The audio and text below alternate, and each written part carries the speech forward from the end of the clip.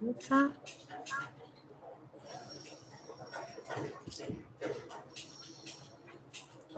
Ahora ya se está grabando. Bueno. Cuando yo hable. Buenos días. Buenos días, bienvenidos. A ver, Buenos días. gente, buenos días, ¿qué tal, Mercedes? Buenos días a todos. Buenos días, bienvenidos. Un minutito y empezamos. Falta todavía, a ver. Vale. Nada, repetiros un par de pautas antes de empezar. Ay, perdonad que se oye, ¿no? Vale, ahora sí, ya está bien. Bueno, que intentemos tener, por favor, los micrófonos en silencio para favorecer que vaya bien la jornada. Que estamos grabando la sesión. Si no queréis aparecer, por favor, quitaros la cámara. Y a lo largo de las diferentes intervenciones que vamos a tener hoy, si queréis hacer preguntas, sin problema levantáis la mano o intervenís poniéndose el micrófono o nos las escribís por el chat sin ningún problema y las vamos resolviendo, ¿vale? Yo creo que vamos empezando, que son ya las 11:02 y no queremos ir mal de tiempo. Daros la bienvenida a la que creemos era la última jornada de este 2021 de la Alianza CEO por la Diversidad. Como sabéis, a lo largo de este año hemos ido trabajando diferentes temáticas. Hemos hablado de comunicación inclusiva, hemos hablado de liderazgo inclusivo, hemos repasado los principales indicadores que tenemos que utilizar a la hora de medir las estrategias de diversidad e inclusión. Hemos hablado de los principales conceptos, ¿no?, que tratamos dentro de la alianza. Y hoy vamos a tratar de los valores, ¿no? Vamos a hablar sobre la importancia, no queríamos terminar este año sin ver esta parte que creemos fundamental de los valores dentro de las estrategias de diversidad e inclusión. Bueno, para centrarnos en la jornada de hoy, a continuación daré paso a mi compañero Pablo García, director de comunicación, que va a centrarnos un poco el camino que hemos seguido para llegar a esta jornada de valores. Y en último lugar tendremos el honor de contar con la intervención de don José Antonio Marina, que nos hará una charla magistral centrándose en esos valores de los que venimos hablando. Muchas gracias a todos por estar hoy aquí con nosotros. Y Pablo, cuando quieras, te doy la palabra. Muchas gracias. Vale. Lo primero, confirmar que se me escucha correctamente. Sí, ¿Me escucháis? sí, sin problema, Pablo. Vale. Alicia, ¿bien? Sí, fenomenal. Vale, pues simplemente mi intervención va a ser muy cortita, una introducción para poder hacer un recorrido a lo largo de todo este año de la Alianza y hacer un breve resumen que nos permita situar la sesión de hoy de los valores inclusivos. Inicialmente, en el modelo que vimos en junio, hablamos de cómo desarrollar la habilidad de incluir. En ese sentido, hicimos un primer dibujo. Como veis, se ve que es un modelo en beta, es decir, estamos construyéndolo y se está construyendo a través de diferentes espacios de investigación, diferentes espacios de diálogo empresarial. Nos estamos sentando con muchas compañías para analizarlo y para evaluarlo. Inicialmente, en el modelo que pasamos, tenía una serie de fases que han ido evolucionando y que básicamente de momento en el escenario en el que nos encontramos son estas 5 fases, que es una fase inicial del conocimiento de qué debemos saber para ser líderes inclusivos. El siguiente es cómo integrar un propósito que sea inclusivo. La tercera fase es la de consciencia, cómo ser conscientes y cómo hacer conscientes muchos sesgos y prejuicios que nos dificultan la inclusión. Llegamos al punto 4, que es la parte nuclear de la sesión de hoy, que es cómo generar una serie de comportamientos inclusivos que se soporten en valores y actitudes principalmente. Y finalmente, cómo podemos hacer un modelo de tomas de decisiones que sean inclusivas. En ese sentido, este era el recorrido. Si recordáis, el año pasado analizamos cuáles eran los 7 conceptos clave a la hora de diseñar estrategias y de conceptualizar la identidad de los programas de diversidad, equidad e inclusión. El segundo punto se soportaba en los sesgos inconscientes, en conocer qué son y cuáles son los que tienen mayor impacto en las estrategias de diversidad e inclusión. Este punto en concreto nace de un lab que existe en la Fundación ADECO, que es un lab de diversidad, equidad e inclusión. El primer año fue la temática principal fue el analizar los sesgos inconscientes y de ahí hemos generado toda un contenido y una información que nos permite entenderlos, saber qué son y saber cómo nos pueden afectar. Este punto le hemos dado una relevancia importante, que es cómo integrar el propósito inclusivo, ¿vale? Y aquí, sobre todo, el segundo punto, que era una parte fundamental, que es cómo integrar en un profesional o en un líder que quiera ser inclusivo, cómo integrar la igualdad, la equidad, la inclusión, la unidad. A partir de ahí, la consciencia, la toma de consciencia, que esta parte es fundamental, está muy documentada en diferentes modelos que están trabajando el liderazgo inclusivo, que es el autoconocimiento y la toma de consciencia de qué aspectos nos están influyendo en la toma de decisiones y nos hacen tomar decisiones sesgadas que muchas veces generan discriminación y exclusión. Y llegamos a la parte nuclear de hoy. Aquí, ¿qué os queremos contar? Os queremos contar cómo se está avanzando y cómo se está avanzando a través de una investigación profunda de cuáles son esos comportamientos que nos van a hacer ser profesionales y ser líderes más inclusivos. En ese sentido, hoy nos están acompañando todo un equipo que dentro de la alianza, pero también dentro de la Fundación ADECO, están haciendo un lab de valores. Hemos tenido una primera sesión con José Antonio Marina y con todo este equipo, en el cual se está intentando identificar cuáles son los valores fundamentales que influyen en la generación de sociedades y empresas más inclusivas. Este equipo están, lo primero, haciendo una identificación y lo siguiente, están documentándose y profundizando conceptualmente en esos valores, cómo influyen y cómo nos pueden ayudar a crear empresas que sean más inclusivas. Y estamos trabajando también la identificación de actitudes inclusivas que nos puedan ayudar en ese camino hacia los comportamientos que vamos a definir como inclusivos. Y la base de todo, desde la dignidad humana, ¿vale? Esto es indiscutible, es el punto de partida, el respeto a la dignidad humana. Y finalmente, el quinto punto es un punto en el que estamos integrando en la toma de decisiones cómo hacer un procedimiento que nos permita en esas tomas de decisiones decidir de una manera más inclusiva, ¿vale? Ese es el objetivo final, es la decisión inclusiva, tomar decisiones que nos hagan ser más inclusivos.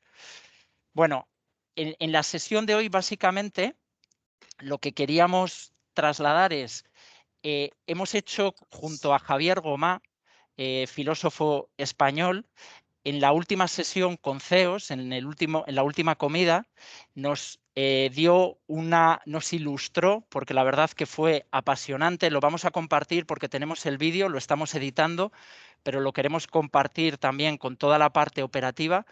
Pero compartimos con todos los CEOs que asistieron a la segunda comida, hablamos de la dignidad y de la ejemplaridad, que son dos aspectos que son fundamentales. Me gustaría leer esta definición, que es la base de un poco todo lo que luego vamos a ver, pero básicamente Javier Gomá dice: todos por el solo hecho de pertenecer a la especie humana, la poseen por igual y siempre. Además, esta dignidad igualitaria se percibe como autofundada, no dependiente de otra instancia que le preste fundamento, razón, libertad, moralidad, plena desde el principio y no necesitada de perfeccionamiento, ni expuesta a pérdida, agotamiento o desgaste por una eventual conducta indigna de su titular, absoluta y no relativa a otros, hombres o animales, centrada, por último, no en los deberes que impone a quien la posee, sino en su derecho a exigir a los otros, universalmente, que la respeten. ¿Vale? Importante este concepto que creemos que es el punto de partida. Y os contamos el ejercicio que estamos haciendo porque uno de los objetivos también de la alianza es traer las tendencias. Entonces, el primer ejercicio que hemos hecho es, hemos utilizado la investigación basándonos en la tendencia, en qué es lo más visible en estudios, líderes de opinión, artículos que hablen lo primero sobre el liderazgo, valores y liderazgo. Y hemos identificado en las 100 primeras búsquedas de Google todos estos artículos, todas estas opiniones, todos estos informes, estudios que hablan sobre los valores del liderazgo. Los que más se repetían y los que más visibilidad tenían son los que veis en verde, y luego hay otros que han perdido relevancia en cuanto a la visibilidad.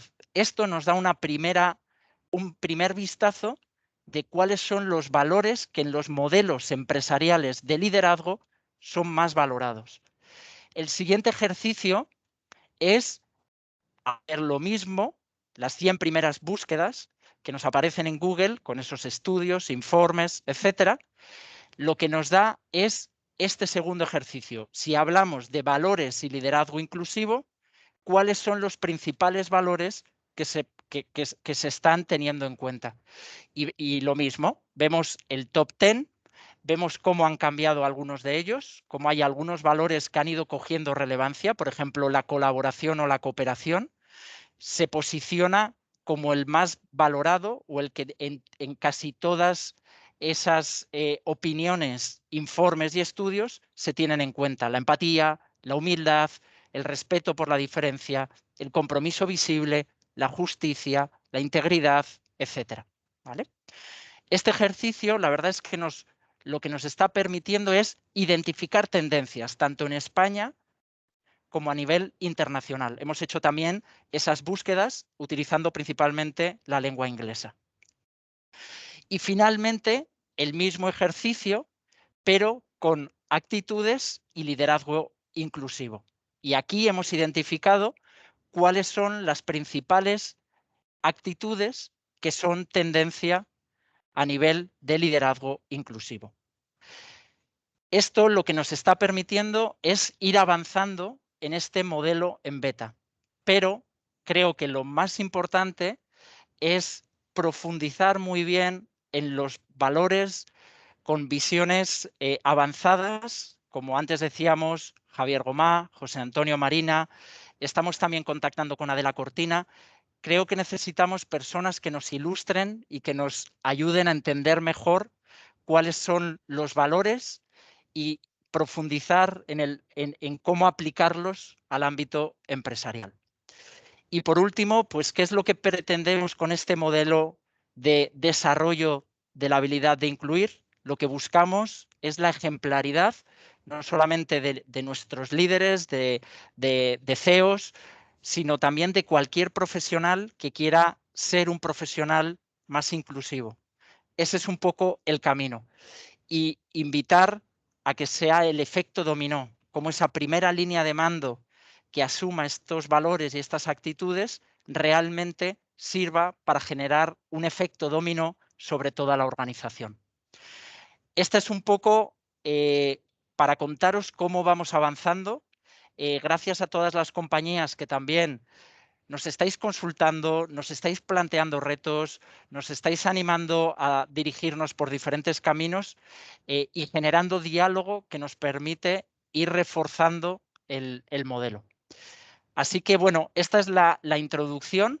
gracias a todos los equipos operativos que dentro de la alianza están trabajando, os vamos a ir informando cómo va evolucionando el Lab de Valores, gracias a todo el equipo que hoy nos está acompañando, y en cuanto tengamos conclusiones sólidas, esperamos poder seguir haciendo publicaciones que nos ayuden a todas las compañías a ir fortaleciendo nuestras estrategias de diversidad, equidad e inclusión.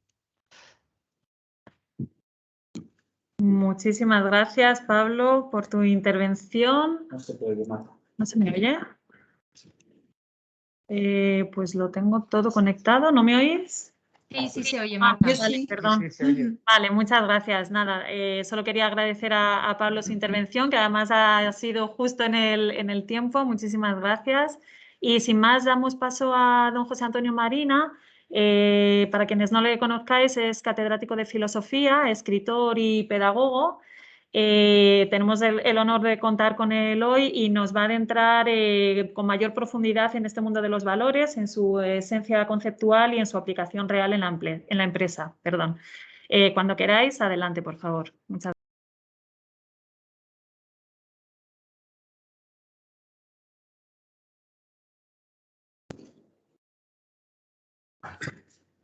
Bueno, en el momento de empezar me enfrento con un problema, que es cómo hacer que esta hora tenga utilidad para vosotros.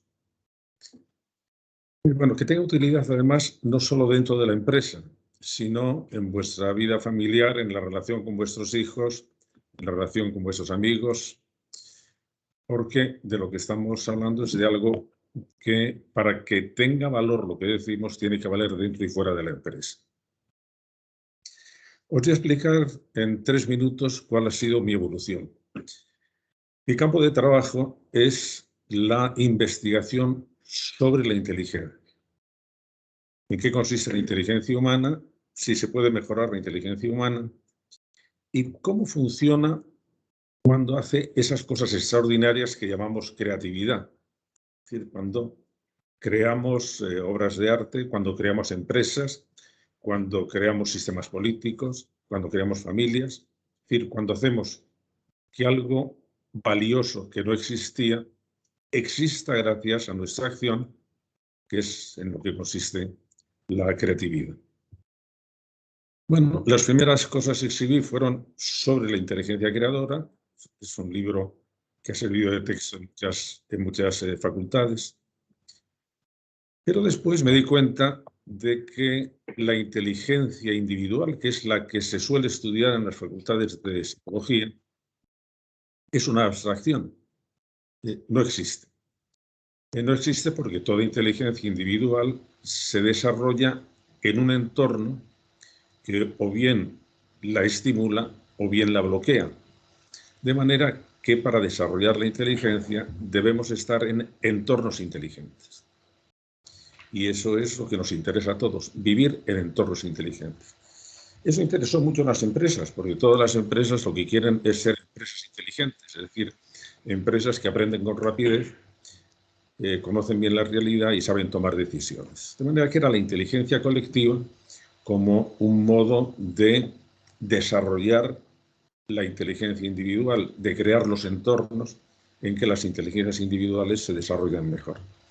Y que así como había un talento de las personas individuales, había un talento de las empresas, no de las personas que están dentro de las empresas, que esos son talentos individuales, sino que las empresas o las organizaciones como un todo tienen un tipo especial de inteligencia y un tipo especial de talento. Es decir, un equipo de trabajo donde hay 20 premios Nobel, a lo mejor es un gallinero y no es como equipo nada efectivo, de manera que eso es un talento especial.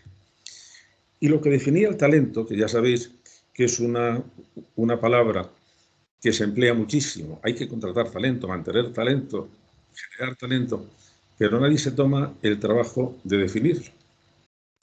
Bueno, lo que tenemos por talento es la capacidad, primero, de elegir bien las metas y segundo, de conseguir y movilizar la información necesaria, las emociones necesarias, los valores necesarios y lo que llamamos las capacidades ejecutivas necesarias para poder alcanzar esas metas. Pero el punto importante es qué metas eliges. Mira, a mí me interesó este asunto porque yo tenía un alumno que en primero de bachillerato era un alumno excepcional, porque en los test de inteligencia sacaba 140, 150, es decir, era muy, muy inteligente y además era muy estudioso. Pero el segundo año no apareció por el instituto. Y cuando yo hablo con él, me dijo, no, es que en el instituto no os enseñáis nada realmente interesante. Lo interesante está en la calle. Le gustaba mandar, le gustaba tener dinero, se convirtió en un jefecillo de una banda de chicos del barrio más torpes que él, se fue metiendo en negocios sucios. En conclusión, esta persona tiene 25 años y está en la cárcel por tráfico de drogas. Una pregunta que os dirijo, como padres, como madres, como profesionales, como personas, ¿mi alumno era inteligente o era estúpido? Bueno, según todos los procedimientos que tenemos de medir objetivamente la inteligencia, como son los test, era muy inteligente. Pero el uso que había hecho de esa inteligencia era muy estúpido. Entonces ahí tenemos dos cosas, dos aspectos. Una persona puede ser muy inteligente y utilizar muy mal su inteligencia, y necesitamos una palabra para aquellos que, además de ser inteligentes, utilizan muy bien su inteligencia. Esto es lo que significa talento. Talento es usar bien de la inteligencia que se tiene. Y por lo tanto, lo que necesitamos es desarrollar el talento personal y el talento de las organizaciones en que estemos y el talento de las sociedades en que vivimos, porque hay sociedades con talento y hay sociedades muy estúpidas. Bueno, ese es el plano de mis investigaciones durante mucho tiempo. Y no se me ocurrió incluir dentro de las actividades de la inteligencia, no se me ocurrió incluir la ética o incluir la moral. Pues ¿por qué? Pues porque en ese momento me pareció algo que seguramente os parecerá también a vosotros. No hay creación moral. Las morales son cosas que se transmiten por educación, por tradiciones, y que por lo tanto, si yo estaba interesado en cómo creamos cosas nuevas, bueno, en moral casi mejor que no haya cosas nuevas, porque son morales tradicionales. Bueno, pero me di cuenta de que eso era una tontería, que entonces estábamos equivocando toda nuestra manera de concebir la moral, porque le estábamos diciendo que era una cosa rutinaria, que era una cosa siempre igual, que venía de fuentes todas muy trascendentes y muy ocultas, pues la divinidad, las religiones, y que eso no era verdad. ¿Por qué? Bueno, porque, vamos a ver, cuando estamos hablando de inteligencia, ¿de qué estamos hablando? De la capacidad de resolver problemas. Entonces, cuanto más complejos, universales, urgentes, importantes sean los problemas, más cantidad de inteligencia habrá que invertir en esos problemas. Bueno, ¿y cuáles son los problemas más urgentes, interesantes, universales, difíciles? Pues los que afectan a la felicidad humana. Eso sí que son problemas serios. Entonces, bueno, pues, ¿qué ocurre? Que la inteligencia aplicada a la felicidad humana debía ser, digamos, y quien consiga resolver esos problemas, debíamos considerarla la inteligencia de mayor nivel. ¿Y de eso quién se ocupa? ¿La psicología? No. La psicología se ocupa de las situaciones de cada persona concreta. De la felicidad, de la colectividad, de resolver los problemas que afectan a la convivencia, tradicionalmente.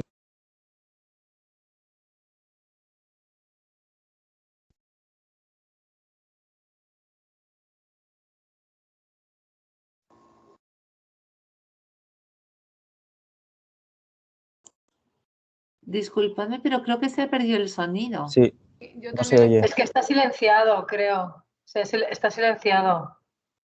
José Antonio aparece silenciado. Ahora. No me digáis que no habéis oído nada. No, es solo unos segundos. Solo al final. Bueno. ¿Y dónde empiezo? Vamos a ver, os estoy diciendo que cuando aparece el interés por la moral tiene que ser desde la inteligencia. Desde la inteligencia resuelve problemas y hay unos problemas que afectan a la convivencia, que afectan a la felicidad personal al vivir juntos, que son endiablados, que son difíciles, que son muy difíciles de resolver. Y que la inteligencia, para resolver esos problemas que afectan a la convivencia, ha creado una serie de normas, ha creado una serie de sistemas, que son los que llamamos sistemas morales y sistemas políticos, y sistemas jurídicos. Y entonces decimos una cosa en este momento que nos parece muy evidente. Bueno, lo importante es que cuando tomamos decisiones que afectan a los demás, y que por lo tanto también afectan a mi vida, debo dirigir mi comportamiento por valores. Bueno, lo decimos y nos quedamos muy tranquilos. Pero nos parece una cosa tan sumamente evidente que casi nadie se detiene a decir, pero ¿y cuando estamos hablando de valores, de qué estamos hablando? Tened en cuenta que la palabra valores es de muy reciente creación. Vuestros padres seguro que no fueron educados en valores. ¿Por qué? Porque no se estiraba ese concepto. Se estiraba otro concepto distinto, que era el concepto de virtudes. A vuestros padres les educaron en virtudes. Valores era una cosa que venía de una escuela filosófica alemana, de los valores de Max Scheler, pero que después, sin embargo, se ha extendido. Pero se ha extendido sin fundamentarlo. ¿Qué son valores? ¿Qué entendimos nosotros por valores? Bueno, pues eso es lo primero que me interesó explicar. Vamos a ver. Ahora, durante 15 segundos, os tomo como alumnos en sentido estricto. Es decir, lo que voy a decir ahora va a examen, que es una cosa que a los alumnos les pone como locos. Hay una especie de revuelo de papeles. Valores, llamamos valores a unas cualidades que tienen las cosas, las personas o los comportamientos que los hacen ser atractivos o repulsivos, bellos o feos, útiles o inútiles, productivos o no productivos, o buenos o malos. Y estos últimos valores, solamente estos últimos, los llamamos valores morales, porque son los que afectan a temas que se relacionan con los comportamientos de las personas y cómo facilitan o cómo obstaculizan nuestra marcha hacia la felicidad.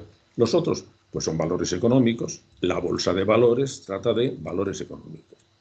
Pueden ser valores estéticos, lo bonito, lo feo, lo que está de moda o no está de moda, son valores estéticos.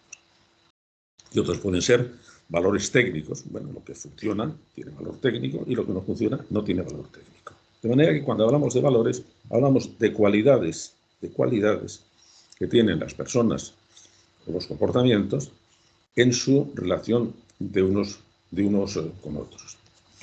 Y que, por lo tanto, bueno, tenemos que ver cómo han salido estos valores, cuáles son los valores principales y luego un tema muy importante. De acuerdo, sí, estos valores son los valores buenos. ¿Y por qué tengo yo que hacer el bien? A ver, ¿por qué? ¿Por qué debo comportarme bien? ¿De acuerdo? Una cosa es saber qué es lo bueno y otra cosa es, bueno, pues ahora tengo que hacerlo. ¿De dónde sale ese lazo especial que tienen los valores con el comportamiento a los que llamamos deber? Bueno, yo puedo decir que es estupendo ayudar a las personas que están en la calle. Es un valor de compasión, es un valor de ayuda. Sí, es muy bonito. ¿Y por qué voy a ocuparme yo? ¿Qué es lo que puede ligar la aparición de un valor con el deber de realizar ese valor? Bueno, pues este es el problema más serio, ¿eh? Porque no basta, decía Aristóteles, no basta con saber lo que es lo bueno, lo importante es ser bueno. Y eso es más complicado de lo que parece. Es decir, yo os puedo decir, en todas las empresas hay que favorecer la inclusión. Y hay que favorecer conseguir ayudar a las personas que tienen dificultades. Y hay que proteger la dignidad de la persona. Y vosotros me podéis decir, perfecto, ¿y por qué lo voy a hacer? Ahí hay dos, os voy a poner dos ejemplos, que son los dos ejemplos que suelo poner yo a mis alumnos más pequeños. Uno es el ejemplo de los antibióticos. Imaginaos que un médico os dice, mire usted tiene esta enfermedad y la solución es inyectarse antibióticos. ¿Quiere usted que se los inyecte? Entonces, el que está enfermo es el que tiene que decir sí o no. Que en realidad es decir si quiero curarme o no quiero curar. Bueno, ¿qué pasa con los valores? Pues los valores es lo mismo. Es que una persona... Mire usted quiere vivir en una sociedad ordenada, en una sociedad inteligente, en una sociedad que le respete, en una sociedad que favorezca su felicidad, que eso es a lo que llamamos una sociedad justa. ¿Quiere usted o no quiere? Si quiere, tiene que poner en marcha estos valores. Y si no quiere, ya veremos qué haremos con usted. Con los antibióticos, usted se muere, y con estos valores, la sociedad puede decir, pues usted queda excluido. ¿Por qué? Porque usted no está colaborando a lo que queremos todos, que es vivir en un entorno donde nuestras opciones de la felicidad sean más amplias. Bueno, pues ya aquí es una razón por la que hay que cumplir los valores. ¿Por qué? Porque la salud de todos, en este sentido, la felicidad de todos, depende de que usted lo cumpla o no. Por lo tanto, no solo la fe que usted. El otro ejemplo que le pongo es una cosa que contaba un historiador antiguo, griego, Heródoto, que decía, en Persia, cuando muere el rey, durante 5 días quedan suspendidas todas las leyes. Es decir, digamos, no hay jerarquías de valores, cada uno puede hacer lo que quiera. ¿Y qué pasaba durante esos 5 días? El horror. En el momento que todo el mundo podía hacer lo que quisiera porque estaban suprimidas las leyes, pues todo el mundo mataba, se vengaba, robaba, violaba. ¿Y por qué hacían los persas esta cosa tan sumamente absurda? Porque así se daban cuenta de lo que suponía vivir sin leyes. Y cuando venía el siguiente rey, pues ya sabían que, aunque las leyes parece que coaccionan, las leyes justas lo que hacen es posibilitar nuestra libertad y nuestro comportamiento, juegan a favor nuestro. Y es en ese enfoque, que es un enfoque dramático, donde creo que hay que situar el tema de los valores. No, los valores no son una cosa elegante, bonita, que queda, es un lacito que ponemos. No, los valores nos ponen en una alternativa muy dura. O respetamos los valores, o lo que viene es el horror. Es decir, que el que no cumplamos los valores significa que alguien va a pagar el pato. Porque precisamente los valores, como se han ido elaborando, refinando, eligiendo a lo largo de la experiencia histórica de la humanidad, es que eso es el mejor camino que tenemos para resolver los problemas de acceso a la felicidad. Y por lo tanto, no es una orden que nos venga desde arriba. Es decir, es verdad que las religiones han influido mucho en la manera de ir definiendo los valores. El valor de la compasión, por ejemplo, es un valor de origen religioso. El valor de la dignidad también. Pero lo que tenéis que tener en cuenta es que no podemos intentar fundar la moral, digamos, en un origen religioso, porque todas las personas que no sean religiosas se sienten absolutamente excluidas de la moral. De manera que hemos tenido que hacer una moral laica, válida para todos y universal, que es a lo que llamamos ética. Todas las sociedades, todas las religiones han ido creando sus sistemas normativos, sus morales, pero ahora lo que nos encontramos es que tenemos que organizar un sistema universal, un sistema normativo universal, que valga para todos, que valga para todas las religiones, que es a lo que llamamos ética, y que su elaboración mejor hecha hasta ahora es lo que llamamos la Declaración de los Derechos Humanos. Cuando estamos hablando de la Declaración de los Derechos Humanos, estamos diciendo que estos son los valores con los que nos parece que debemos regular nuestra nuestro comportamiento, porque son los que aseguran mejor nuestro entorno inteligente, nuestro entorno que favorece nuestro acceso a la libertad. Y que, por tanto, si nos interesa nuestra libertad, en último término, tenemos que favorecer el entorno que está dando posibilidades a esa libertad. Y entonces ya el asunto queda, si queréis, menos trascendental. No estamos hablando de una cosa, no, estamos en el aspecto muy práctico. Esto se ha ido seleccionando porque es la mejor solución que tenemos. Y se ha ido solucionando después de haber probado muchos. Por ejemplo, después de haber probado si lo que debíamos valorar en las personas era solo su capacidad heroica, que era la moral griega. El héroe es el que vale y los demás, bueno, pues son pigmeos. El que ha dicho, no, lo importante es la nación. Y la nación es lo que hay que cuidar. Y los ciudadanos, bueno, pues estarán al servicio de la nación. Eso daba muchos problemas.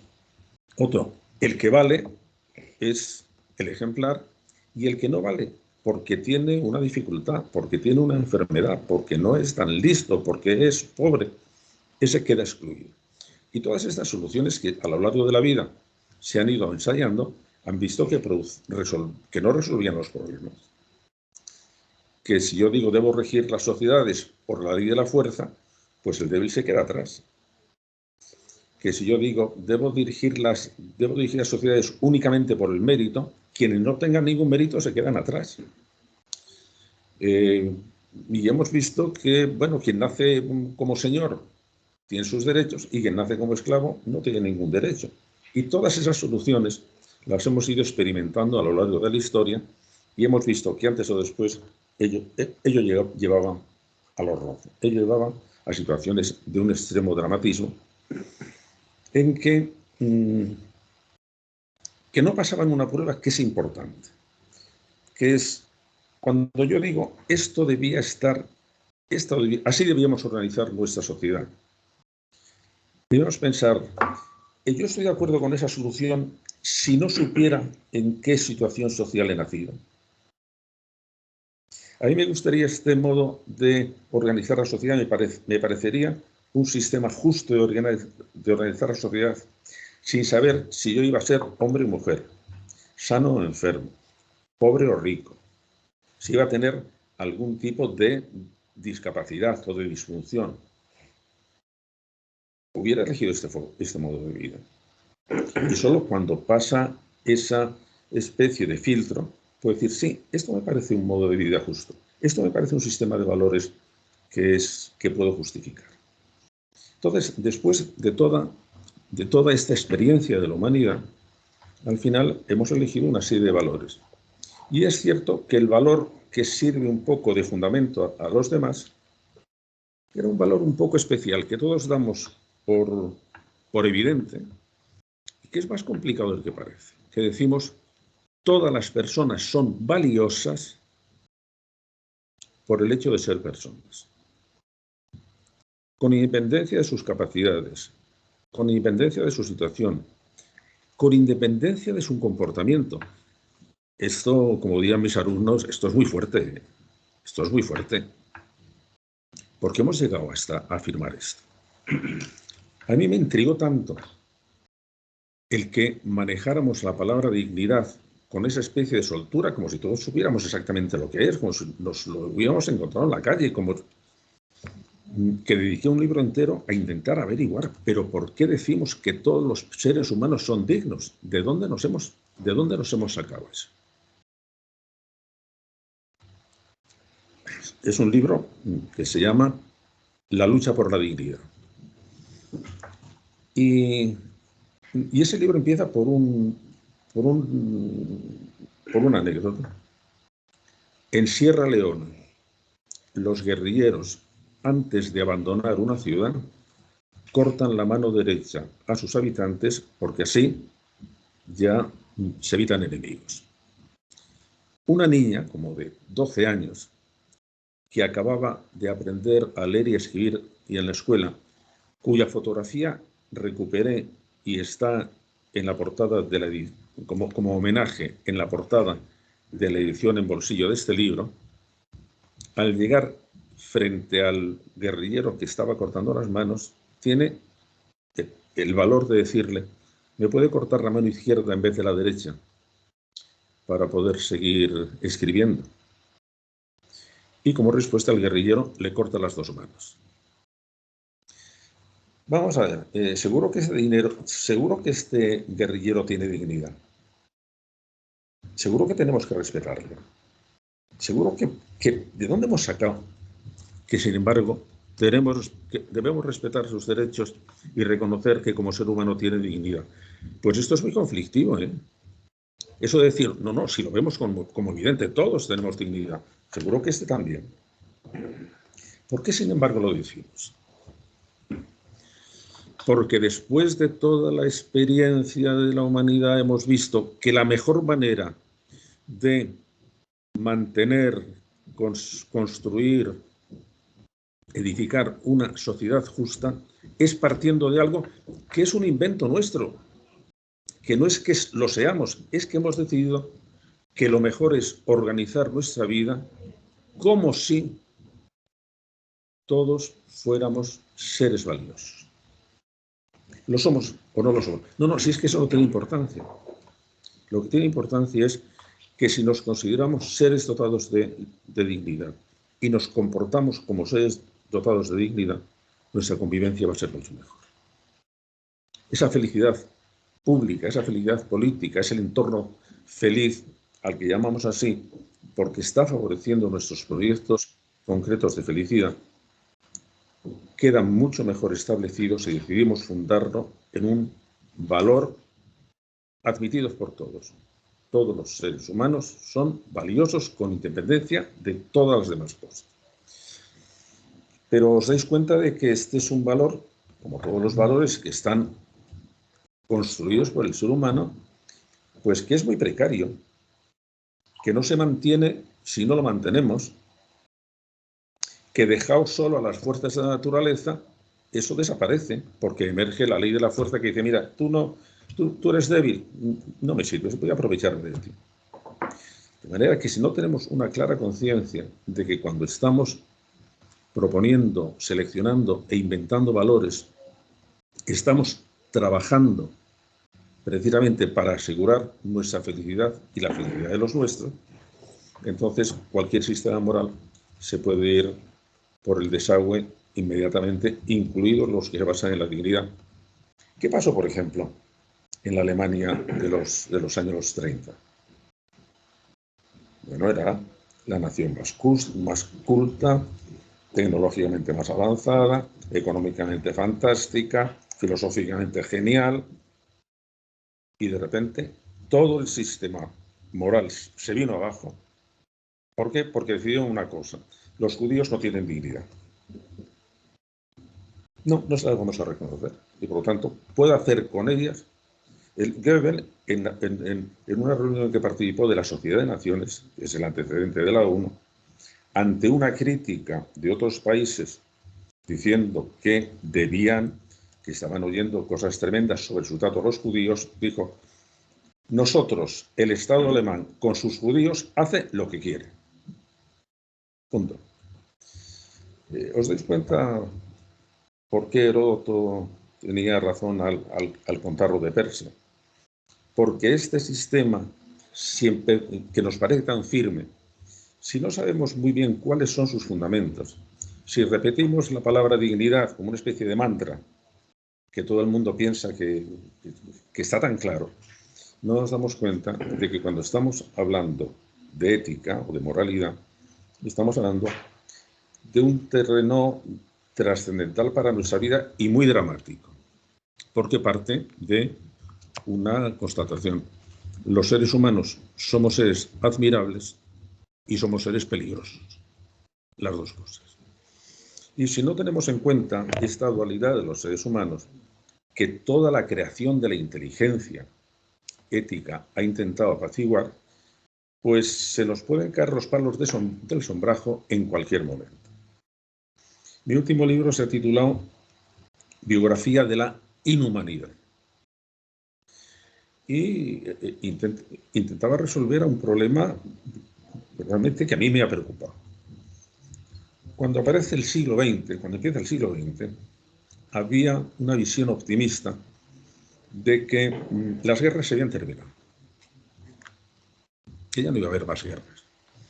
¿Por qué? Pues por un razonamiento que parecía muy verosímil. Todas las naciones están interconectadas fundamentalmente a través del comercio, dependen unas de otras, unas son productores, pero otras son compradores, unas tienen materias primas que necesitan las otras. En este momento no puede haber guerras. ¿Por qué? Porque no habría nadie que se beneficiara en el fondo. Todo el mundo iba a ser perjudiciado. Y esto se decía de una manera muy repetitiva al principio del siglo XX. Bueno, en 1914 estalla la Primera Guerra Mundial. O sea que todas aquellas cosas estaban construidas en el aire. ¿Y por qué de repente sociedades que habían estado en paz, por qué se desploman por una especie de tobogán que les lleva a la atrocidad? ¿Por qué el siglo XX ha sido tan cruel? Empieza con genocidios, el de Armenia, y luego han seguido. Empieza con una guerra mundial, más luego otra guerra mundial. Empieza con hambrunas dirigidas políticamente, por ejemplo, la de Ucrania por Stalin y la de China por Mao. ¿Por qué se utiliza como arma de guerra la violación de las mujeres?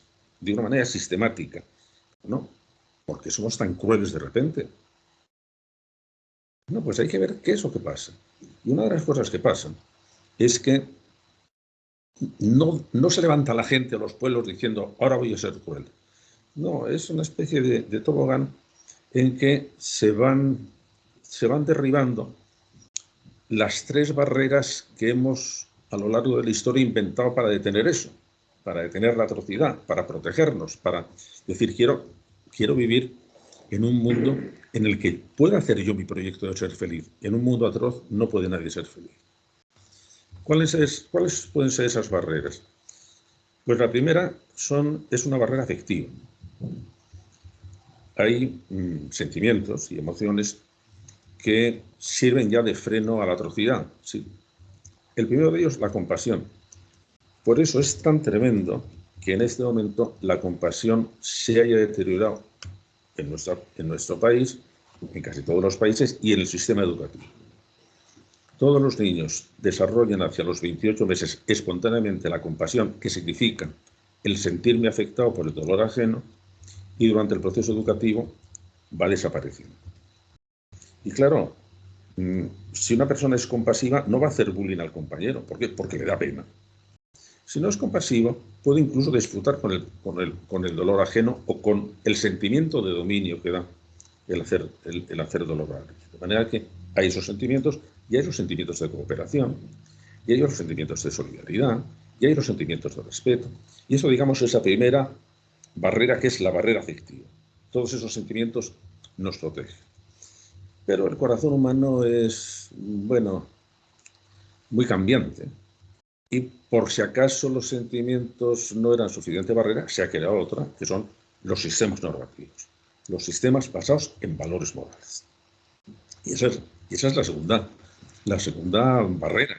Bueno, si ha fallado la otra, mira, tú odiarás a tu prójimo, pero no puedes matarle porque eso va en contra de valores compartidos.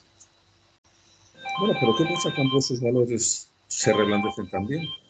Bueno, todavía hay otra última barrera de protección, que son las instituciones jurídicas o las instituciones policiales o las instituciones educativas, que dicen, bueno, esta ya es la última barrera. Aunque no tengas ganas de hacerlo, aunque no te frenen tus valores morales, esto lo haces porque si no te castigamos. Bueno, pero ¿y qué pasa cuando esas tres barreras desaparecen? ¿Qué es lo que pasó en Alemania? Aparece literalmente el horror. Y eso yo creo que tenemos que tenerlo presente. Que cuando estamos hablando de valores morales, estamos hablando, cuidado, que entre otras cosas son unos valores que nos defienden a todos y que ponen barreras para que la situación no se vaya de las manos. Ya que estamos, por eso os digo, cuando estamos hablando de ética, no estamos hablando de cuestiones de vida o muerte o de sufrimiento o felicidad. Y por eso nos interesa a todos. Bueno, este es el modelo general. Pero ahora me gustaría introducir otro concepto que va a enlazar y por qué las empresas también. Y por qué cuando estamos valorando, por ejemplo, diciendo que hay que proteger y respetar la dignidad de las personas, podemos decir, bueno, eso me afecta a mí como persona. ¿Pero le afecta a mi empresa? No, las empresas son seres, son organizaciones que se han creado con una buena función, que es la de producir beneficios,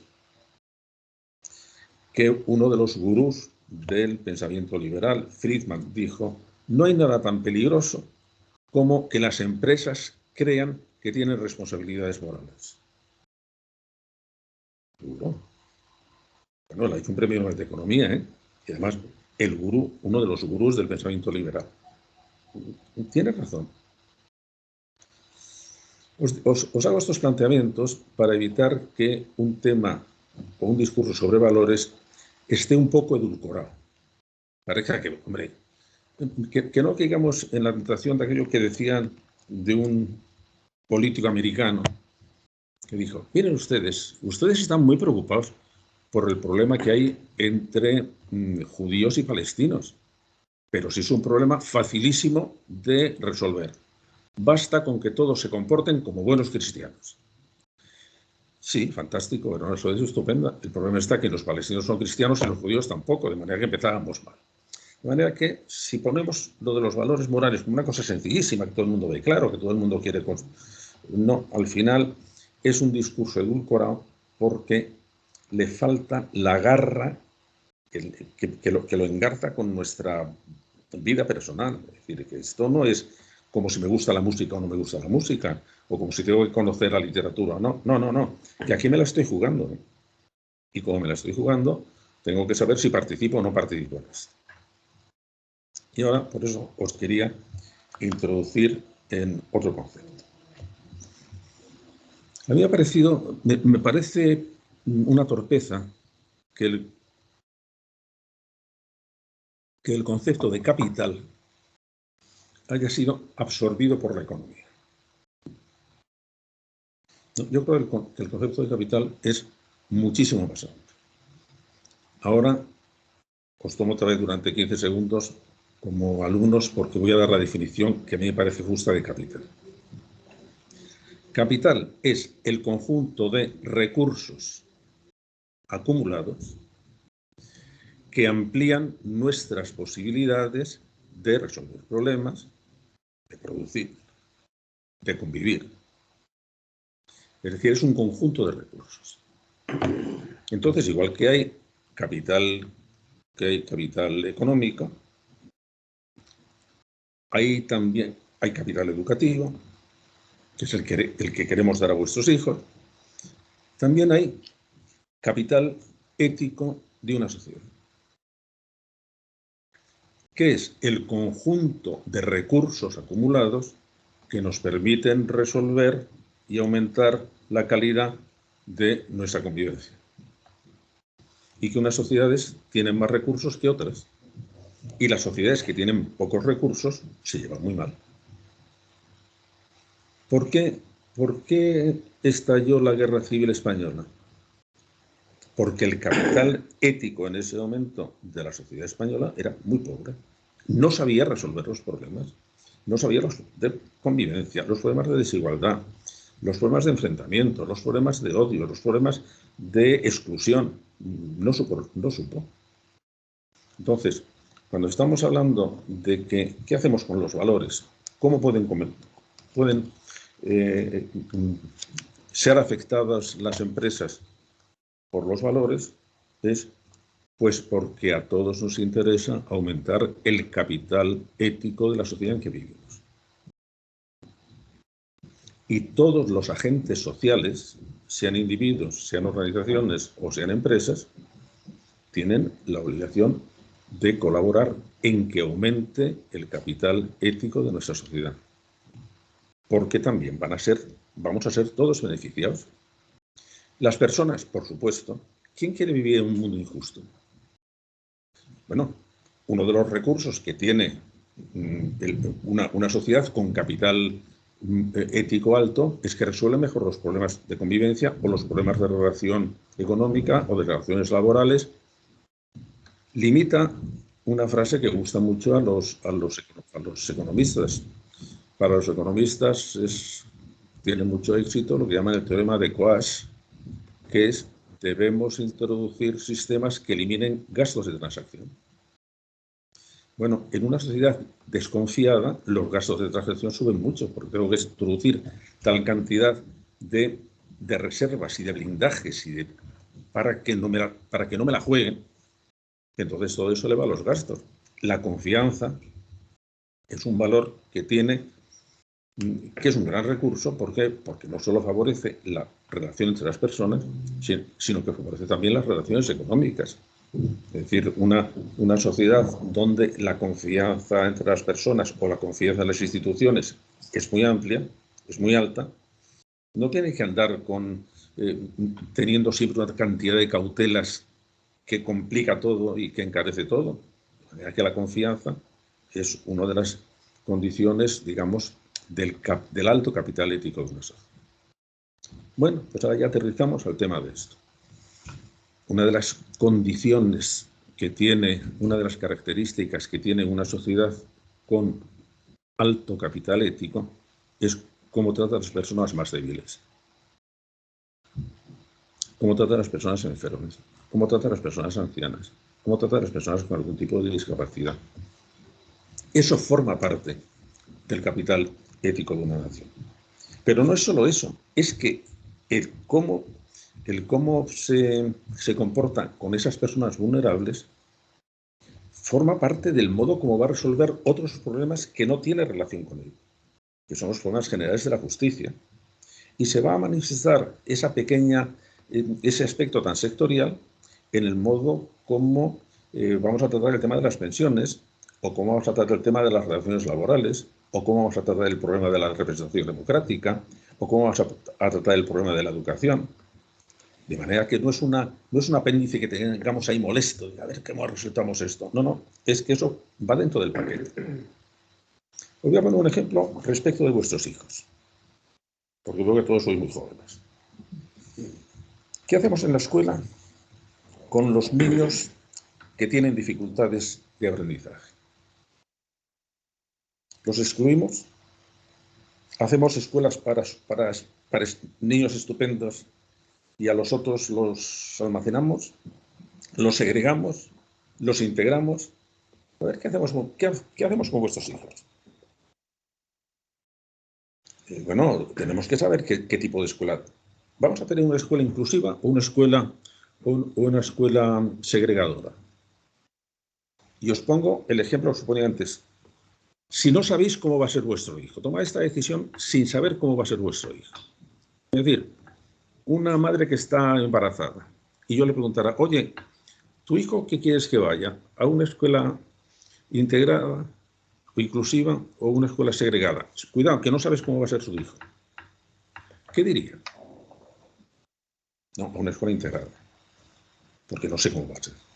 Bueno, ese es el razonamiento que tenemos que estar haciendo siempre. Y cuando vamos a diseñar una escuela, tenemos que diseñar una escuela en que seamos conscientes de que quienes van a necesitar más de la escuela no son los muy listos, los que tienen una familia que les ayuda, los que tienen una comunicación con Internet muy fluida. No, quien realmente necesita de la escuela son los torpes, son los que tienen dificultades, son los que la escuela es su única salvación. Entonces empezamos a ver la escuela desde otro punto de vista. Bueno, ahí tenemos que ver que las responsabilidades se están repartiendo entre todos y que las empresas tienen una responsabilidad en la configuración del talento ético, del capital ético de las sociedades, como todos los otros sistemas educativos. Como los equipos de fútbol, claro, también los equipos de fútbol. Como los ayuntamientos, por supuesto. Como los técnicos, sí. Y como los jugadores de la circulación, pues también. Cuando yo he promovido durante mucho tiempo que necesitamos una movilización educativa de la sociedad, estaba hablando un poco de esto en el terreno educativo. Para educar a un niño hace falta una buena tribu. Y si no tenemos una buena tribu, pues vamos a andar trampeando. Y al final alguien lo va a pagar. Bueno, pues una buena tribu es una tribu donde sus niveles de capital ético son muy altos. Mi conclusión, y con esto ya termino y os dejo hablar, que lo que está tratando, yo creo, ADECO con este programa es tomar conciencia de que todos, incluidos, por supuesto, las empresas, tenemos un protagonismo en la elevación del capital ético de nuestra sociedad. Y que una manera imprescindible para hacerlo es, igual que en la escuela tenemos que ocuparnos de las personas con dificultades, y la calidad de la escuela va a depender de cómo tratemos a esas personas, no de cómo tratemos a los superdotados, que también, dentro de una empresa, bueno, la calidad de esa empresa, no su calidad productiva, sino su calidad como agente social, va a depender de cómo puede ayudarnos a resolver un problema, que es el problema de las personas que tienen dificultades especiales para incluirse en el terreno laboral.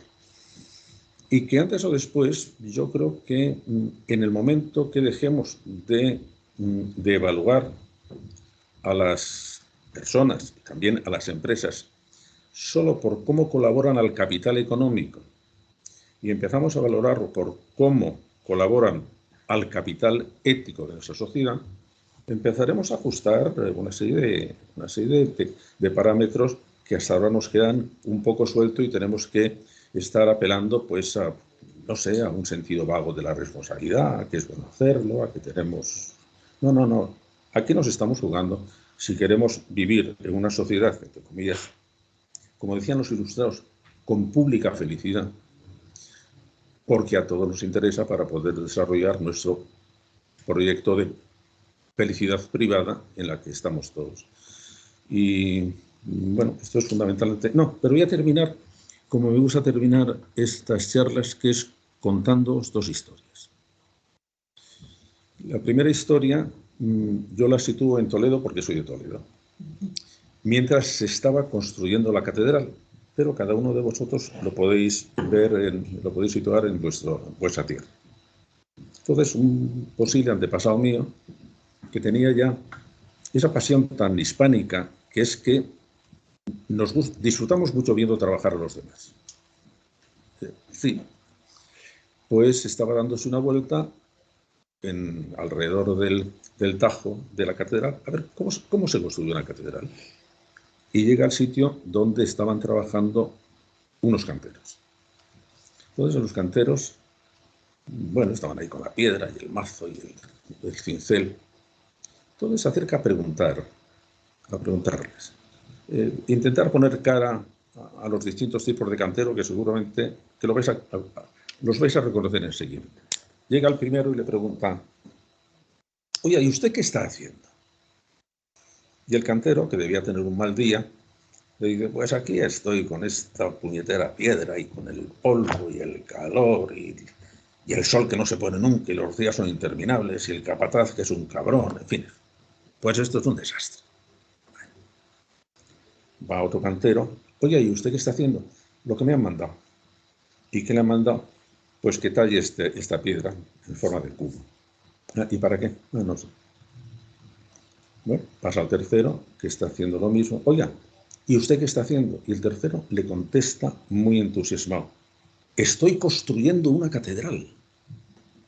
Estoy construyendo una catedral. Estaba haciendo lo mismo que los demás, una cosa muy pequeñita. ¿Cuál era la ventaja? Que ese tercer cantero no había perdido el significado de lo que estaba haciendo. Y lo que estaba haciendo era colaborar en un proyecto muy grande. Que lo suyo era muy pequeñito, sí, pero el proyecto era muy grande. Mirad, si hay algo que tememos todos, es ser insignificantes. Eso es lo que nos horroriza más. Precisamente lo de la dignidad estaba en: vamos a ver si conseguimos que nadie sea insignificante. Bueno, y Y somos también insignificantes cuando hacemos insignificante nuestro trabajo. ¿Esto cómo se aplica a nuestra situación?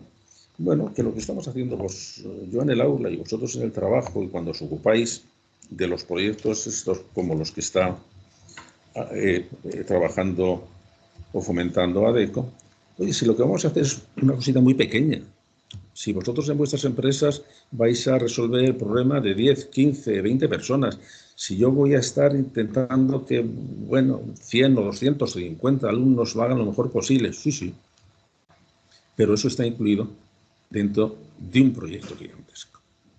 Y es ese proyecto gigantesco el que da sentido a la pequeñez de nuestra tarea y al mismo tiempo la ennoblece. Y, por lo tanto, da también una cierta prestancia y una cierta altanería a lo que estamos haciendo. Y ese lazo no debemos perder. Y la segunda historia es una historia ya muy cortita. Hace unos años me pidieron que hiciera el prólogo a las obras de un gran escritor español, pero que tuvo mala suerte. Fue emigrante, no tuvo éxito, murió en el exilio, que se llamaba Max Aub. Y me llamó la atención la frase que él había escrito como epitafio para su tumba. Y es una frase que yo me la repito mucho, y no porque tenga ningún interés en mi tumba, sino porque me parece una frase, por una parte muy humilde, y por otra parte muy noble y muy altanera y muy digna. Lo que quería que pusieran es: hizo lo que pudo. A mí esa me parece una frase magnífica. A mí me parece una frase magnífica. Porque además estoy convencido de que si durante un poco de tiempo pudiéramos todos irnos a dormir diciéndonos con sinceridad: el mundo está fatal, fatal, y lo que le queda, ya. Pero yo he hecho lo que he podido para que no esté así. Bueno, a lo mejor el mundo cambiaba con más rapidez de lo que creemos.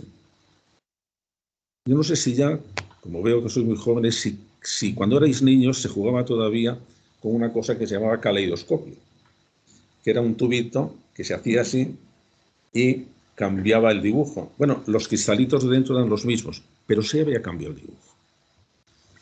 Y a lo mejor si nosotros lo miráramos las cosas desde ese punto de vista, decir, lo que yo voy a hacer es muy poquito. Pero ¿y si eso cambiara todo?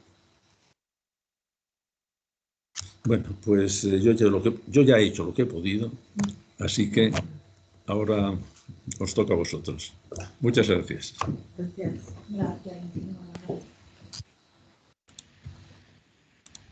Muchísimas gracias, don José Antonio Marina. Ha sido un placer escucharle y más teniéndole tan cerquita.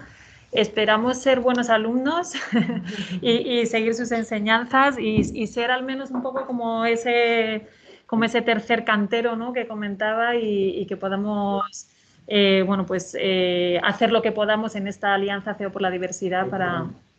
¿Perdón? Vale, sí. Sí, pues eso os iba a decir, que ojalá podamos hacer un poquito aquí de intervención y de debate para que aprovechemos la ocasión de tener aquí a don José Antonio Marina. A ver, no veo las preguntas. Sara Rodríguez, levanta la mano. Es que no me aparece a mí, perdonadme. Hola, vale, días. Sara, pues si puedes quitarte el micrófono, gracias. ¿Sí? ¿Me oís entonces? Sí. Vale, buenos días, profesor. La pregunta es compleja por mi parte. Primero, un placer su charla como siempre. La pregunta es el cómo. ¿Cómo de los valores individuales que cada uno de nosotros podamos tener y que emanan de nuestro entorno familiar, social, la experiencia, cómo los trasladamos a lo que llamamos valores de empresa? Cuando en una empresa intentamos definir 2 o 3 valores que todos debemos compartir y que no siempre coinciden con los valores individuales. Entonces, ¿cómo llegamos de los valores individuales a los valores colectivos? Bueno, yo creo que... Gracias. yo creo que dándose cuenta que el paso de los valores individuales a los valores colectivos es de ida y vuelta. Cuando hablamos de valores éticos, hablamos siempre de valores compartidos.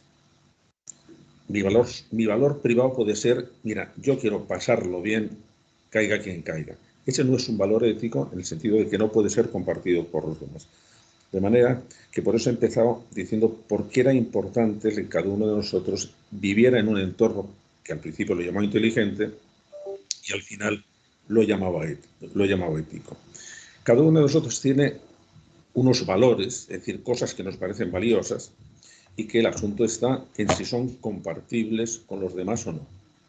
Cada uno tenemos una idea de felicidad propia que a lo mejor no es compatible con la idea de felicidad que tiene la otra persona. Es por eso por lo que cuando estamos hablando desde el punto de vista ético de la felicidad, no estoy hablando de esa felicidad individual. Mira, tú ya verás en qué consiste, porque claro, la felicidad de Jack el Destripador estaba en destripar mucho y bien. No es que me importe mucho, no tengo ninguna gana de que Jack el Destripador sea feliz, o sea que la felicidad individual la dejo apartada, eso es cosa tuya. Lo que yo estoy diciendo es, a ti te interesa que tu felicidad sea compatible con la otra, porque si no, el otro, como sea más fuerte, te la va a quitar. De manera que empezamos, y yo creo que el proyecto de ADECO lo ha hecho bien, tenemos que empezar conociendo cómo funcionan estas cosas. Si yo no considero que lo importante es crear una pública felicidad, una felicidad política, una felicidad social que se base en la realización de los valores éticos, yo voy a ser muy vulnerable. ¿Por qué? Porque se ha abierto la veda al otro, y si el otro puede matarme, puede quitarme la vida, pues ya está, me la va a quitar. Vamos a verlo con un caso concreto, que eso habría que explicárselo también a las empresas. Bueno, las empresas se fundan en el derecho de propiedad.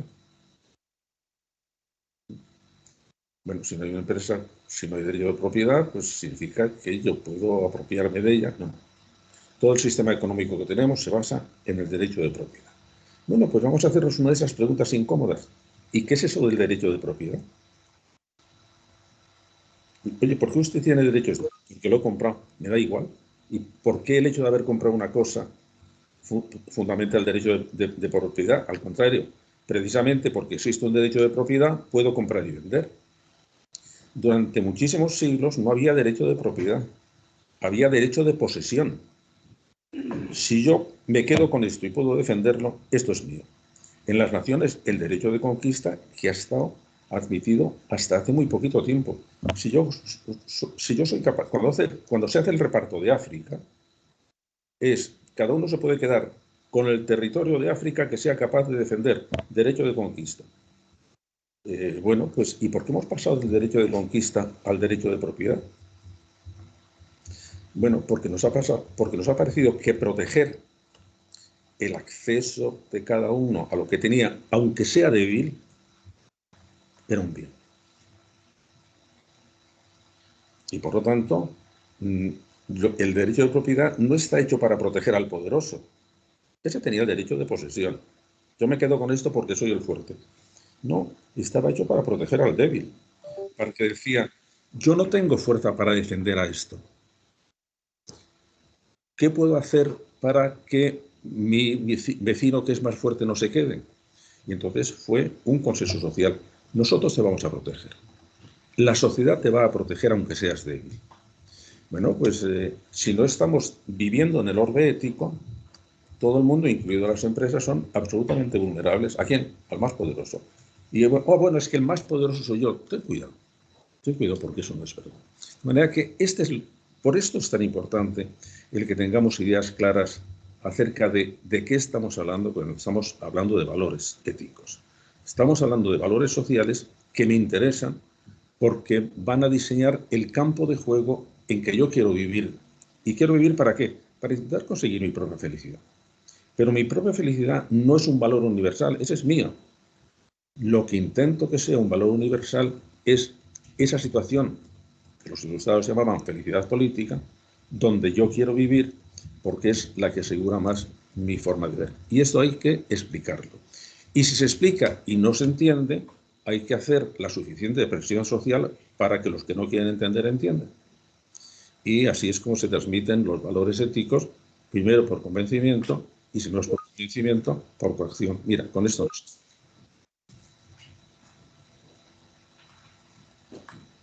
Muchísimas gracias. Muchísimas gracias, Sara, también por tu pregunta. No sé si hay alguna pregunta más que queráis hacer. Sí. ¿Se me oye? Sí, ¿no? Sí, Pablo, yo tenía ¿quieres intervenir? una pregunta. Bueno, es muy cortito, aunque a lo mejor se oye perfecto. Se ha hablado del capital espiritual, el capital ético, que me parece que es un concepto que en Europa se está trabajando mucho a través del Pacto Mundial de Naciones Unidas, de los Objetivos de Desarrollo Sostenible.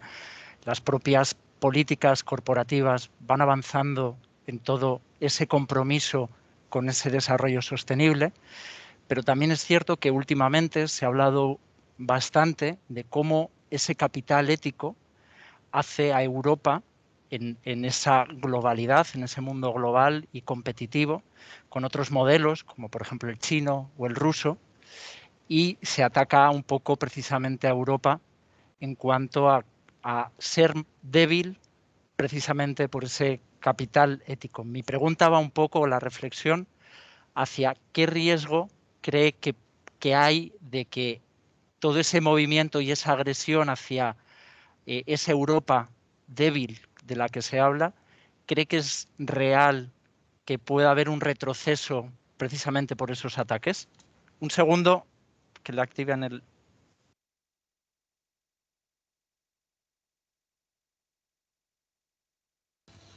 Mira, simplificando mucho, en este momento hay 3 grandes proyectos de sociedad.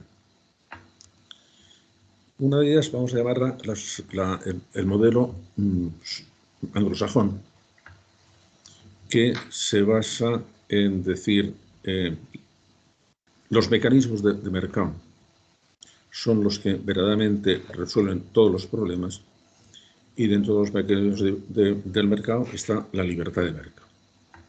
Y esto exige que el Estado sea muy débil, porque si el Estado es muy alto, interfiere dentro de la libertad del mercado, que absorbe medios económicos que debían estar en el mercado y, por tanto, hace el mercado ineficiente. Ese es un mercado, es el mercado basado, es un proyecto de sociedad basado en la eficiencia económica, que piensa que la eficiencia económica se hace a través de los mecanismos del mercado, no a través del Estado, y que eso arregla todos los problemas. Es decir, que una buena situación económica arregla el resto de los problemas. El otro proyecto, que es un proyecto muy potente y que estamos descuidando, es el proyecto China. Lo estamos descuidando porque creemos que China es un proyecto económico, es, digamos, el sistema de mercado llevado ya a términos colosales. No, el proyecto chino no es ese. El proyecto chino, sobre todo desde que está Xi Jinping, es las democracias occidentales se han equivocado. La democracia buena es la China. ¿Por qué se han equivocado? Pues por una cuestión de valores. Entonces dice, toda la democracia occidental ha cogido como valor supremo la libertad. Y todo, por lo tanto, está supeditado a fortalecer la libertad o a proteger la libertad. Y eso no funciona. Nosotros creemos que el valor supremo de nuestra democracia no es la libertad, es la armonía. Y, por lo tanto, la justicia. Y entonces hemos organizado nuestra escala de valores de diferente manera. Y por tanto, cuando ustedes nos dicen que nosotros que somos una sociedad que en este momento ha instaurado un sistema político-educativo, que es el sistema de control social, que dice lo siguiente: a quien se comporta bien hay que premiarle y a quien se comporta mal hay que castigarle. ¿Y eso cómo se hace? Bueno, pues cada cosa que hace bien un ciudadano tiene puntos positivos, es como un carnet de conducir ético, Y a quien hace cosas malas que se salta en los semáforos, que no lleva a sus niños a la escuela, que es pendenciero, que le han puesto multa. No, ese se le va a castigar. ¿Cómo que se va a castigar? Pues cuando vaya a pedir un pasaporte no se lo vamos a dar. Cuando vaya a solicitar becas no se las vamos a dar. Cuando vamos, no se lo vamos a dar.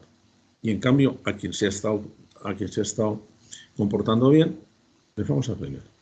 Y entonces nos dicen a los occidentales, ¿y eso significa que estamos atentando contra la libertad? Si premiamos a los buenos y castigamos a los malos, ¿estamos atentando a la libertad? No, en eso no. En tener el control de lo que hacen todas las personas, eso ya es un asunto distinto. Pero eso es un proyecto muy organizado y que está calando en Europa, porque por eso se están poniendo de manifiesto, están progresando ciertas democracias no liberales, que son democracias autoritarias, como por ejemplo las de Orbán en Hungría.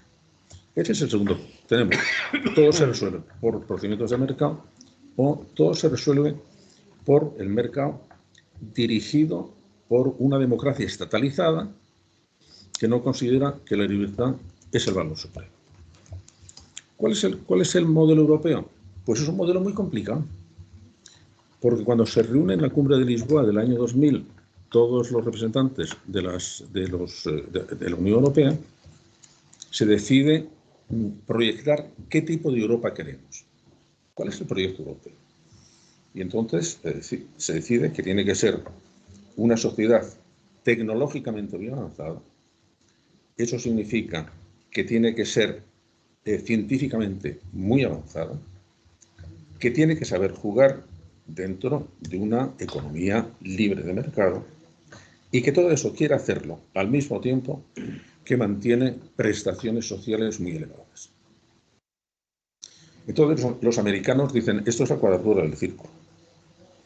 Los chinos dicen, eso no lo va a hacer porque están manteniendo demasiados grados de libertad. Y eso, ahí lo nuestro es decir, ¿tendremos el talento suficiente para hacer esto? Porque de los tres es el proyecto más difícil. A mí me parece que es el mejor proyecto. Pero claro, si el mejor proyecto no se cumple, pasa a ser el peor proyecto. Es una cosa que decían ya los latinos. Pésima es corrupción óptima. Lo peor es la corrupción de lo mejor. Sí, teníamos grandes sueños y no hemos conseguido ninguno. Pero esto es lo que está encima de la mesa, ¿eh? Y por lo tanto, cuando vamos a empezar a hablar de estas cosas, es decir a las empresas, oiga, ¿y ustedes qué quieren? A ver, ¿en qué sociedad quieren vivir? Y hay que planteárselo como diciendo, miren, voy a ver si les convenzo a ustedes de que hagan esto. No, vamos a ver, ¿en qué liga quieren jugar? ¿En qué sociedad quieren jugar? Que cuando usted está diciendo el derecho de propiedad, está pidiendo la colaboración de los demás, que ese es un valor social. Y por lo tanto, no me diga, yo voy a lo mío, porque entonces el otro puede decir, pues yo también voy a lo mío. ¿Qué juega? ¿En los valores compartidos o en los valores suyos de la empresa? Y esto hay que plantearlo, yo creo, con una especie de violencia. Decir, bueno, cuando hablo de ética me cabreo mucho. ¿Por qué? Porque estoy jugando con cosas de comer. De manera que no me vengas aquí con filigranas, porque las filigranas al final acaban favoreciendo los colapsos, los hundimientos, las injusticias, o que alguien pague el pato, seguro. Y bueno, pues no quiero ser yo quien pague el pato. Y yo creo que este es el espíritu en que debemos hablar de estas cosas. Y yo recomiendo por eso también a ADECO que cuando hable de temas éticos diga, cuidado que aquí nos la estamos jugando. Desde el punto de vista personal, desde el punto de vista social, desde el punto de vista de qué tipo de cultura queremos, de qué tipo de sociedades queremos hacer. Y yo creo que la gente, cuando se da cuenta de que vamos en serio, de que esta no es una discusión académica, que hablar de valores, qué bonito queda esto, que hablar de responsabilidad social corporativa, ¡oh, qué fantástico, esto es precioso! Que hablar de los códigos éticos de las empresas, fenomenal.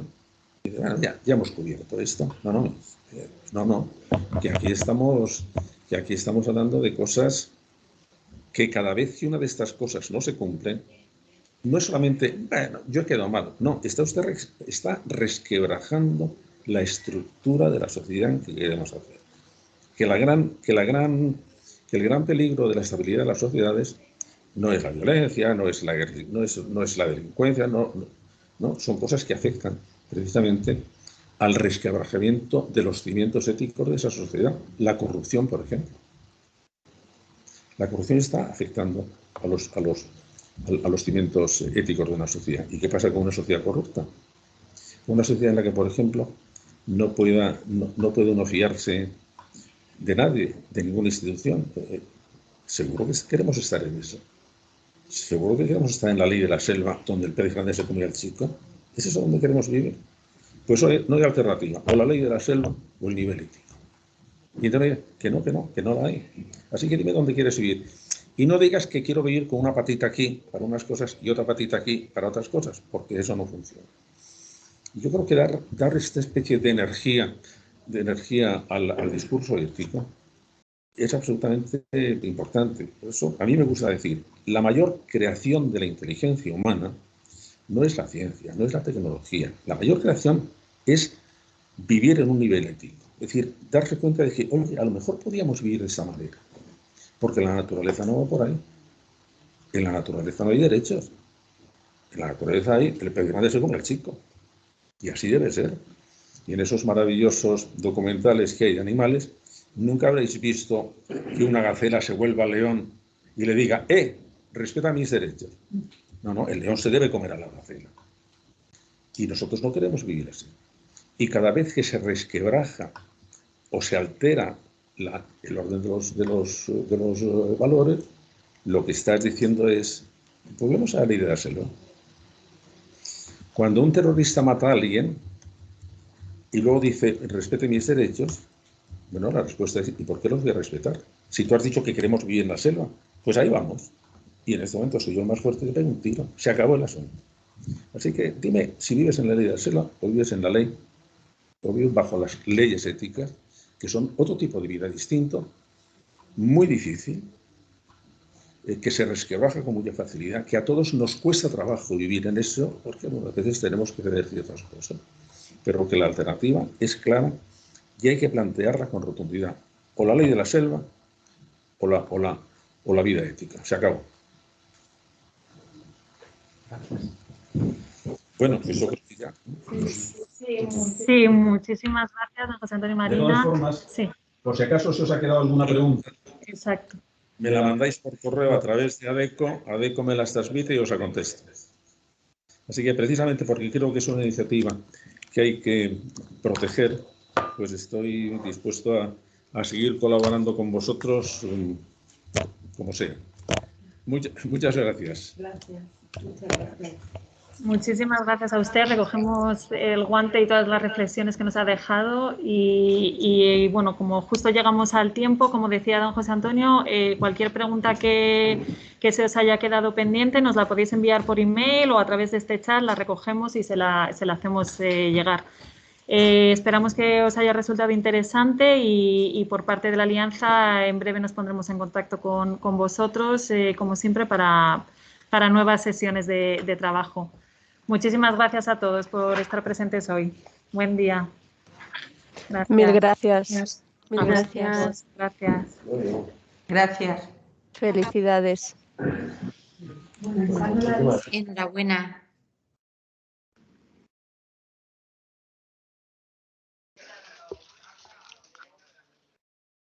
Gracias.